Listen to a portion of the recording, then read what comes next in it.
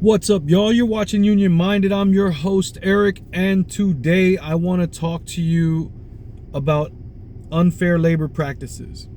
Things that contractors get very comfortable doing because they don't get pushed back enough, especially here at my local. So this is really for you local 26 cats that view my channel every so often. We're coming up on negotiation season. We were informed that negotiations will begin in January. There's going to be a lot of talk, and has been a lot of talk, about what we should ask for in the upcoming contract negotiations.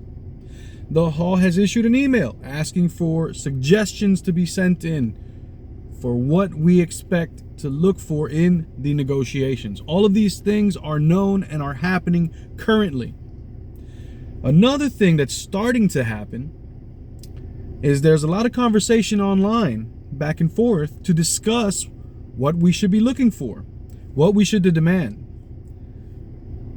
And supervisors are beginning to pressure employees to not discuss the contract, to not discuss work conditions, to not talk about how things are and how they can be made to be improved upon during negotiations. This video is a friendly reminder of something called unfair labor practices. I don't know if you guys know this, but there has been law written that provides structure for how these negotiations and how labor relations between employees and employers are supposed to go down. The reason the law even exists is because we burned towns down 100 years ago over working conditions and pay and hours of work. And companies murdered us. So a law was written to provide guidance and structure for what our negotiations should look like. Now, we love to preach that we're this friendly, there are partners, right? Our friendly partners. Sure, we seem to be partners in everything but profits. And now I'm hearing that pressure is starting to be applied to people to not discuss the contract. Well, let me give you a friendly reminder that employees have rights. And there is something called the National Labor Relations Act. And it covers employees, and it covers employers, and it kind of spells out what can and cannot be done. So I'm going to read to you straight from the Act. Rights of Employees. Section 7. Employees shall have the right to self-organization, to form, join, or assist labor organizations, to bargain collectively through representatives of their own choosing, and to engage in other concerted activities for the purpose, of collective bargaining or other mutual aid and protection. Do you understand that we all have the right to talk to each other about our wages, our working conditions, and how things can be improved, our benefits, our retirement, our vacation? We have a right to talk to each other about that. Did you know that? Well, you do. So don't let any John Q. Foreman shop rocket suck butt try to tell you not to talk about the contract. They are breaking law when they come and pressure you not to talk about the contract. They might not know it, because many don't know anything about labor law in this country, because why do they have to, right? You know it now if you've seen this video. Protect yourself and learn what your rights are, because that's BS and you shouldn't tolerate it.